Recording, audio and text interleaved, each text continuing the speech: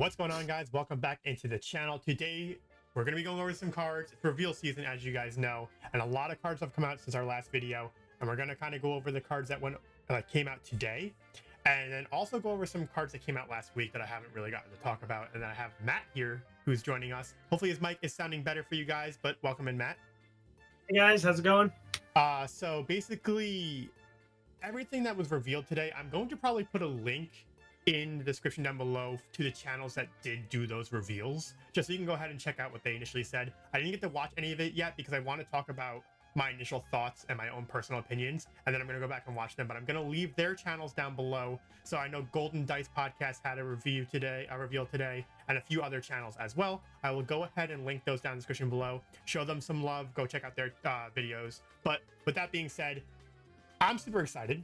Obviously, because my favorite character of all time got the first legit reveal, and obviously they had to do this because it's my birthday this week, so they're putting my favorite character first. That's not actually a reason why, but honestly, this is the leader I'm going to play no matter what. I don't care about anything, but also I do think that he does have some pretty good. I actually think he's pretty solid. I don't think he's like over the top going to be broken or anything, but I think that he has some potential, and I'm really excited to play him. But let's go ahead and talk about this leader here. We have Obi-Wan Kenobi, Patient Mentor.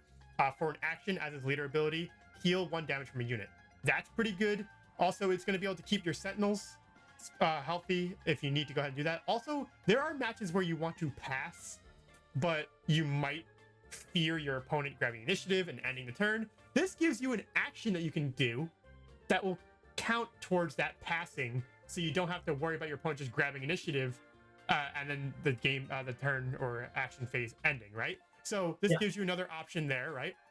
Epic action, if you control 6 or more resources, he then goes ahead and you can deploy your leader, and he is a sentinel, which is pretty cool. Having a sentinel right on 6 at any given point is a good way to protect your base against those aggro decks and stuff like that. And then on attack, heal 1 damage from a unit. If you do, deal 1 damage to a different unit. So this is actually really good, right? You see a lot of pinging leaders in the past for set 2. You have obviously Cad Bane and Bo-Katan and stuff like that, and Darth Vader from the first set. This is a good way to, you know, be anti-ping, but then also this is a good way to take out, if you have to, take out some tokens, right? Deal 1 damage, maybe finish off a unit on your opponent's side. I think it's actually pretty solid. And then also when it comes down to it, the thematicness, right? They're really good with their themes and keeping like characters and leaders thematic. And I think that this is actually pretty cool because I do feel like him pinging 1 and taking out a bunch of droid units is pretty thematic for Obi-Wan, because he do be doing that. He do be using his deflect, right? He's going to deflect those bullets back at the enemies, even though he's just kind of healing. But still, I think it's kind of thematic, and I actually am really excited to get to use this leader in various different colors. I think that he's going to be pretty solid in green. I think he's going to be a lot of fun in red. He's probably going to be really good in double blue, because there's a lot of good double blue decks. And honestly, I'm probably going to play him in every color and just play a lot of them. I'm just going to play a lot of Obi-Wan. I love Obi-Wan. But I'm going to let Matt talk about it, and then I'm going to kind of, you know, hear what he has to say, and we're gonna, you know, discuss. I mean, like you were saying, his ability has a lot of synergy with Sentinel units. The Sentinels take the hits, including him. It says he can heal any unit. It doesn't have to be another unit, so he can heal himself. Say you flip him, he takes a hit, you then attack, you get to heal a damage off of him, ping something. That's always good. Probably a really fun synergy is going to be in green with General Riken, who, you know, either gives a sentinel +1/+1, gives him the experience token, or if you don't have any sentinels, makes a sentinel happen on play and attack, which I think is really solid for Obi-Wan. Also just a lot of good green units in general. Like, that makes for really good mid-range decks. Oh yeah. And then there's also blue. Blue has a lot of those grit units. Like, we saw a lot of those like different Wookiees that came out with set 2. And while generally, like, if you're taking healing damage off the grit unit, they do get weaker. But sometimes you could set up a more favorable trade with his ability by healing a damage from one of your grit units, pinging one of their units. Now your grit unit might live a trade, which sets it up to be even stronger later on and more of a problem. Yeah. So I feel there's a lot of good synergy with existing cards, and we don't even know what's coming out in this next set. We have a very minimum look at this so far. So with what we have right now, those are my ideas. Yeah, I honestly I just like. Obviously, he's my favorite character, right? But I do think he's really solid. I think that he has potential to make things live extra hits, making it so they stay in the field a little bit longer, maybe guaranteeing you a hit onto their base or another unit, right? So, like in the past, if something were to die on a hit, then it would be like, oh, your opponent has no thought, right? I'm just gonna go ahead and trade. But the ability to swing into something, make something to where you can't trade into it, even if it's just Obi-Wan because he's a Sentinel, it's pretty good. Also, you can heal in space because, again, it's any unit. Yep. You can heal your opponent's unit if you want to be nice, but don't do that. It's a bad idea. But again, like, I just think there's a lot of potential here, and I'm probably going to want to try to play. I guess you're going to say heal a grit unit.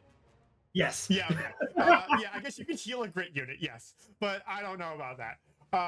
But with that being said, again, I want to try it in blue-red, honestly, just because of the potential there. But blue-green is going to be really good as well.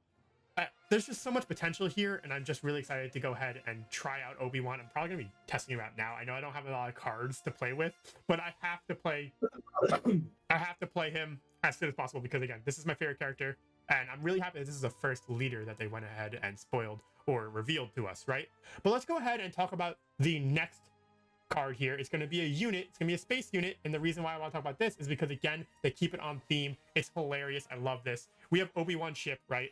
But the thing is like the subtitle. This is why I hate flying, and it fits so well with his when played and on attack, you may deal 1 damage to this unit. It's a may, so you don't have to if you don't want to. But when you do, you deal 2 damage to another space unit. And again, it's just basically going over when he was in the asteroid field, he was taking a bunch of hits from Jango Fett, and basically he's taking hits, but you know, you can go ahead and deal damage to your opponents.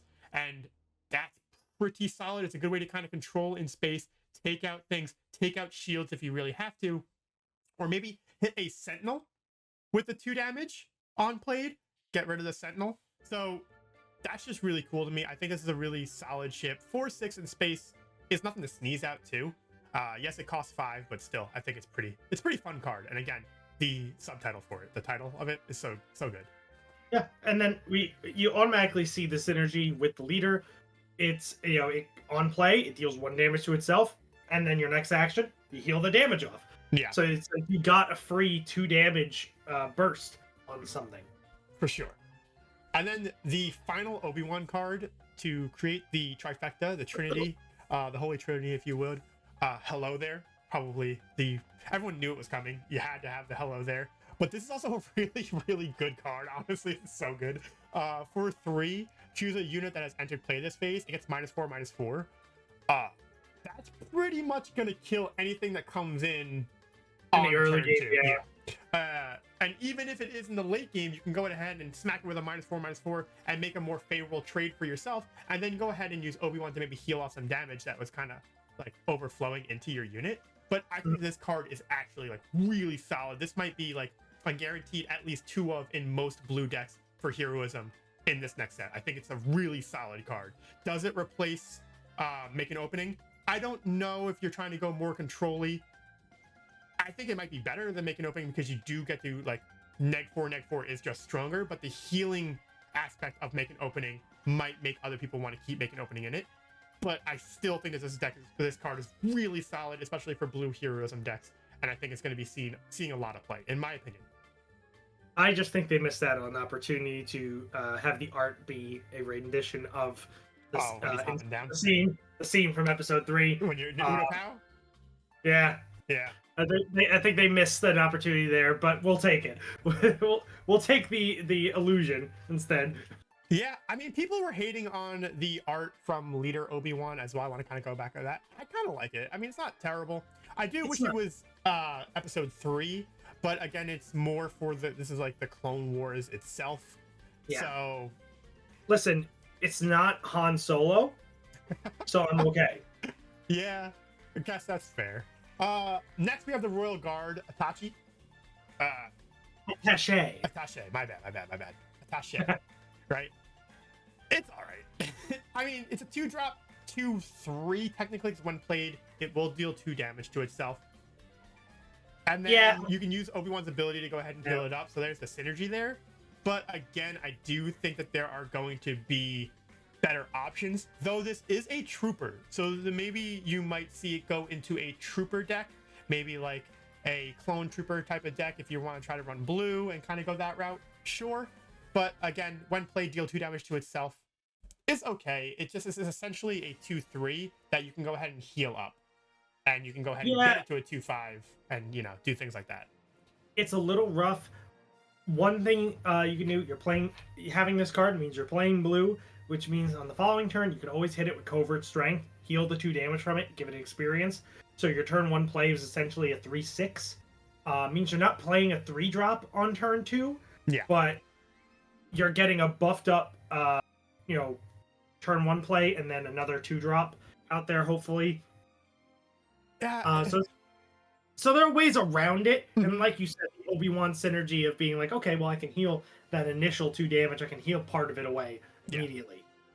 Yeah. So again, it's not awful having a 2/4 when you play Obi-Wan on the board on turn 1. Yep. Not terrible, but listen, like out of all like the turn 1 plays that are currently in the game, like some of the best are going to be those 3/3s, but they usually are 3/1s are also pretty good. Yeah, the 3/1s are pretty good. Val exists as a 2/4 already, and she has a downside to her technically. So for this guy in Obi-Wan being a 2/4 with no downside, not bad. Not terrible. The next card we're going to go ahead and talk about is Shaak Ti. Now, the Shaak Ti is known for dying in everything. Okay, she died in. I'm pretty sure she died in the original like Cartoon Network Clone Wars show.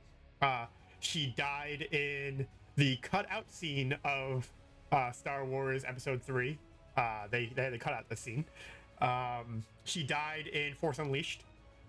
She's really good at dying. So her card is actually pretty good. Not gonna lie, I actually have a really good I like this. And again, if I want to run Obi-Wan in green, definitely gonna play some Shaak Ti.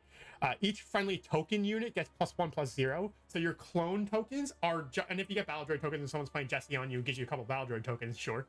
But each friendly token gets +1/+0. So your clones are 2/3s, which is pretty crazy. And on top of that, she makes clones when she attacks. So that right there is actually pretty solid, because you're creating a clone on every attack. And if you want to go ahead, and there are ways to attack more than once in a turn, right? Keep fighting and stuff like that. She has 3 or less attack, so or That's aggression. Aggression will cost 6, but still, but being able to attack multiple times in a turn, you can get multiple clones with that. I just think that on attack created clone troopers seems pretty solid. Like being a 4-drop 3/4, like that's not terrible, not like overwhelming stats for a 4-drop. But her ability more than makes up for it, in my opinion, because she's making all those tokens that you're going to be making stronger. So I think that this is a very solid card. And again, I'm surprised that Shaak Ti is this solid, because she dies a lot. So. Unfortunately, I believe that her ability is going to cause her to die quite a bit. Keeping the theme. Because it's going to be just the same as like my opponent plays K2SO.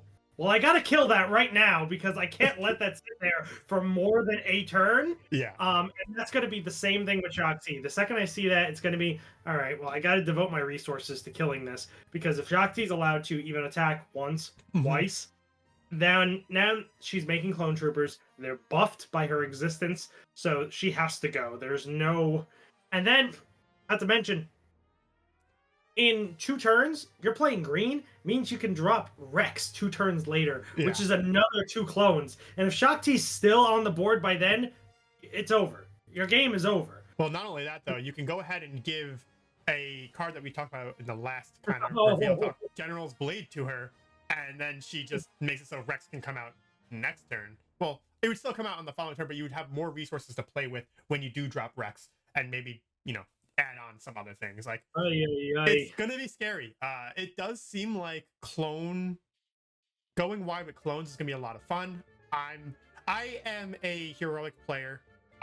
All my decks I play are heroic. I just can't help it. I like the heroic characters more, especially in the Clone Wars. It just be what it be. Although, listen, Darth Maul, General Grievous, those characters, sick. Yeah, they're awesome. But I just gravitate towards the heroic characters. It's always been who I am. Again, because of Obi-Wan, the first movie I saw for Star Wars, being Phantom Menace, and Obi-Wan just being my favorite character from that, and it's just continued forever. I always play heroic, and it will never change. It will always be that way. So I think that I'm actually really excited for Shaak Ti overall. So, yeah, Shaak Ti. It's good. That card's surprisingly good. Yeah, I'm excited to test that out when the time comes. Mm-hmm. The next thing we're going to be going on, the next card, right? It's going to be the first rare base of the set, and it's very unique in the fact that they're no longer 25 for rare bases. This is going to be a 26 HP base for the Petranaki Arena, right? Each leader unit gets you control gets +1/+0, and that's actually pretty cool because it's a base that kind of impacts Twin Suns, and like you just get more like value if you're playing Twin Suns with this deck, because obviously you can play 2 leaders and both your leaders will get +1/+0. Not only that, this is scary with current leaders that we have, more so one than the other. Those aggression leaders that come out on turn 4 get stronger, right? So Sabine getting a +1/+0 is actually quite scary because she already comes down on 4. She doesn't get killed very often unless someone's like holding on to a takedown. But with that being said, if you go ahead and play it and they don't have that takedown, and you go ahead and you give her a Darksaber, and then she's swinging for 8, 9, she's swinging for a lot, right? So she's swinging for 4 on her attack, +1 for the ping. No, 3 for her attack, +1 for the ping, and then plus whatever for the Darksaber. So it's 8 damage right off the gate on turn 3, essentially. That's absolutely wild. That's not good. No. Not nice. I do think that Sabine is probably going to play this base quite a bit. I also think that Ahsoka is going to be really solid with this base, because we are seeing really good ways to see the ability to make clone tokens, and I think Coordinate's going to be easier to trigger than we had initially thought. And with that being said, Ahsoka is then, when she's out, she's swinging for 6, right? And swinging for 6 is pretty damn good, not gonna lie. It's just really good. And again, I actually think that this base is pretty solid. I don't think it's over the top gonna be busted, but I think that aggressive, want to go fast decks are gonna play this more often than not. But no, you're on to something though, because you could run Obi-Wan yellow. Yeah. And Obi-Wan is now a 5/7 Sentinel on deployment. Yeah. That's not something people are gonna want to swing into, period. No, yeah, for sure. I just got excited because I was like, oh, look, all your units get it. But if it was all your units get +1/+0, you know how busted that would be? That would be a 20 HP base. It would mean this base has replaced IG-88 as a leader. No, it would be this base is played with blue villainy, and it would be terrible. So, but either way, I do think that the base is really good. I think Ahsoka Tano is going to be potentially using it. Sabine, I think that this is going to be the go-to with Sabine. I'm not going to lie. If you're playing Sabine yellow, I still think ECL is better. Yeah, I do like that it is a passive effect and not one that needs an action. Therefore, this is just a threat that is always there for your opponent. Just like, hey, second I deploy my leader, this means something. There's no additional like, okay, well, I'm going to use an action to give this a shield, or I'm going to use Tarkin Town, I'm going to use ECL. It's just, nope, this is here. So when my leader comes out, it's your problem. Yeah. Figure out what you're going to do with it, because it's...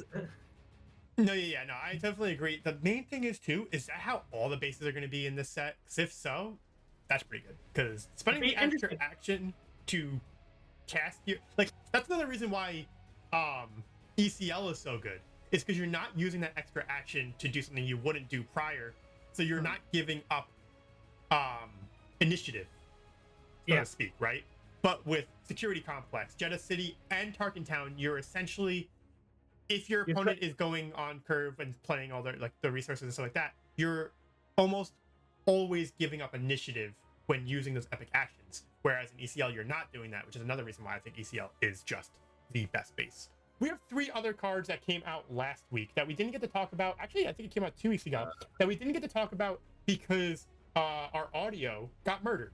And I don't know what happened. I think that a sneaky ghost got into my room and messed with my audio. Actually, it's just Matt's audio. So now we're going to hope that this video is better. Let me know down in the comments down below if Matt is still having problems with his mic. If he is, I'm going to go get a new friend. But with that being said, let's go ahead and talk about these new cards that came out a couple weeks ago that people probably already talked about, but I want to kind of go ahead and talk about it myself as well. And we have the Consolidation of Power, right? It's a plan. It's a 6-drop command villainy. Choose any number of friendly units. You may play a unit from your hand if its cost is less than or equal to the combined power of the chosen units for free. Then defeat the chosen units. This is actually quite cool because you can go ahead and you can sacrifice a bunch of tokens, and then essentially you'll get, like, let's say you sacrifice 5 tokens, 5 battle droid tokens. You go ahead and you get a 5-cost unit for free, right? But that being said, you can go ahead and use exploit to get a big unit onto the board, mix those in with tokens, and then go ahead and drop this and get an even bigger unit onto the board. And this might be a really easy way to potentially get Finalizer or those big bad ships down, because you can go ahead and you can give experience tokens out and make a big unit, then sacrifice it and get out your big, like, imagine like a Devastator or again the Finalizer or like anything like that before you have 10 resources. Like if you have 6 resources and you drop a Finalizer, or you drop, you know, a Devastator or Relentless or any of these big ships, that's scary. And there's a bunch of big units as well, like a Reinforcement Walker comes to mind because you can go ahead and heal early, and it's hard to get rid of that. Yeah, maybe not when you have 6 resources, but if you ramp prior to, it could be hard to get rid of. But still, I think that there's a lot of possibilities. You can go ahead and you can use this card to get those quote-unquote unplayable cards. So no card is unplayable. There are decks that allow you to play every card, but it'll make it more consistent, I think, in my opinion. It is an interesting idea, especially with the exploit mechanic, like you said. Like, it's easy to get out a Hellfire tank on the 4 resource turn. With, you know, even just cards that that they've already revealed to us. So with that, you know, it's not hard to get, like, say, a Reinforcement Walker or something else. That the issue is, this is quite literally consolidation. You are combining pretty much your board into a single big thing. In which case, if you're playing against blue, they're gonna Rivals Fall you. They're gonna Rivals Fall. They're gonna power the dark side. They're gonna go, thanks for getting rid of all your options. I'll take that 1 unit off the board for you now. If you're playing against yellow, they're gonna be like, oh, nice. All right, well, I'm just gonna waylay that. That would suck all the sucks. And that's the issue I see with the card. It's a cool idea and really leans into the token generation. You know, on the with the battle droid stuff for the villainy cards this set. But I think in the way the game is currently structured, this is going to have a really hard time really settling it. Being usable, because it's just board state is so critical. And in the earlier game, there's a lot of cards that depend on it, and that determines their usefulness. If you reduce your board state to 1 card, a lot of cards just become so much more worthwhile on your opponent's end to use against you to ruin your day. So, yeah, I'm not a huge fan of villainy, but either way, it's blue and yellow, and you know, with Boba Fett's and Kira's and stuff like that, so prevalent, like Waylay, Power of the Dark Side, Rivals Fall, Bell the Dragon, all those cards, just your big thing you just spent your entire board and all your resources to get is gone. That's why you get the Relentless. Yeah, Relentless, like, that would be the one thing I would say. You do this, it's Relentless, it's nuts. Because then you basically could, like, do some crazy stuff. Yeah, and you hope that they don't have two Power the Dark Sides or two Waylays or something smaller and then Waylay. Or But imprisoned. Who's he imprisoned? Because then Relentless. Something and then Loses all imprisoned. abilities. Loses all the abilities. Yeah. lose all abilities. Yeah. But So you gotta way, hope they don't have specific outs. Relentless might be a good target for this. Yeah. That's where my mind goes, right? But again, I don't play villainy, so I probably won't be playing this card that often. But I still think it's a cool concept, and yeah. Now we're gonna go ahead and hop into the next card. I'm actually really excited about this one. It is a 7-drop. We have Aura Singh. She is just aggression. She's a 7/6, and she has Overwhelm. Ooh. Now with Overwhelm, what we were talking about in an earlier video is that Overwhelm units, at least in my opinion, are going to shine in this format because of the amount of tokens we're going to see. Imagine this shooting battle droids for 6 excess damage to the opponent's base. like that's just free damage. And yes, you can just shoot the base for 7. But you can stop your opponent from using exploit if they have battle droids on the board and just shoot it and still deal excess damage to the base. And not only that, this is another card like Shaak Ti in Matt's opinion. This is the card, in my opinion, that you have to get rid of almost immediately because you cannot hit the base with ground units, because if you do, this unit readies. And taking multiple 7s or even 6s and 5s to the base is not good. It's not good. It's not good. So if you try to just base race your opponent while this is on the board, you lose. You lose the race because they're cheating. Like, moreover, she shoots your legs out the second you try to run. Like, there's no stopping this. This is, well, the way to stop it is to just not hit their base with your ground units. So there is a way around it. Just don't do the stupid thing, which is smack your opponent's base with the ground units. Play a little more strategic. It's interesting. I think that it's another one of those cards like Poe, like K2SO, like potentially Shaak Ti if, the tokens get out of hand. This is a target for your opponent. They have to spend their resources to get rid of this almost immediately, or they're just not going to attack into your base with the ground units, which could also be the case. They could just have a good presence in space and just continuously bam, bam, bam, bam, bam, bam, bam. And that's one of the things that you see with this card is that if you are playing a space-heavy deck, the card does not get its maximum value. But still, with Overwhelm and the ability of token generating in this set, I think that it's still going to have a ton of value in terms of like being able to take out a unit and then also hitting the base for excess Overwhelm damage. You know what I mean? Yeah. I mean, regardless of if your deck is all space, a 7/6 sitting on the ground is not good. terrifying. Like, yeah, the damage is only happening once per turn, but that's still like a third, maybe a fourth. That's a fourth of my base. Like, yeah, it's pretty strong. The final card we're going to go ahead and talk about in this video, I'm sorry about the little bit of a lengthier video, but we just had to talk about these final 3 cards, right? We have Gore. Now, Gore is Grievous's pet, which is why I'm surprised that he's not villainy, but he's a 12-drop command unit, and he's a 7/7. Not only that, he has all the keywords. He has Exploit 3, so you can essentially play him for 6, which is pretty scary. He's a Sentinel, so he protects your base on the ground. He has Ambush, which is kind of crazy, and he does have that Overwhelm keyword as well, which I just talked about earlier, how they are kind of scary. Like, Overwhelm units, when you are playing a lot of tokens, is scary. And even if you're not playing tokens, even just swinging into a unit, as long as this thing lives, it's going to also protect your base because it's going to ambush in, smack something, do excess Overwhelm damage, and hopefully protect your base, and maybe it lives again. And it's just crazy, especially if you can go ahead. Yes, you are going to have to give up 3 units, but if you give up 3 battle droids for this unit, when you have 6 resources, that's it's not like over the top crazy though, right? Like, I am a little bit upset that it is a legendary card. I think it's not that it's underwhelming, because I feel like it's the fact that it has all the keywords is pretty cool, but I think a 7/7. You know who likes keywords? What? You know who likes keywords? Oh yeah, Boba Fett. If it was +1 for every keyword on the card, that would be nuts. That would be crazy. But it would be wild. Again, it's here. As a legendary slot, I don't know how I feel about that, but I still think the card is pretty cool. He has cool horns, so that gets a check from me. What do you think about that? That's the minimum from Hannonz, is that it has cool horns. I don't see those horns on Obi-Wan, so I don't know. Whoa. Obi-Wan has a beard.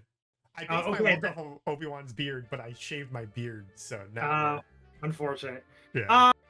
Yeah, having it as a legendary is a little weird. It does make me think maybe they were continuing a trend of making the legendary cards a bit thematically cool, but underwhelming in terms of actual play.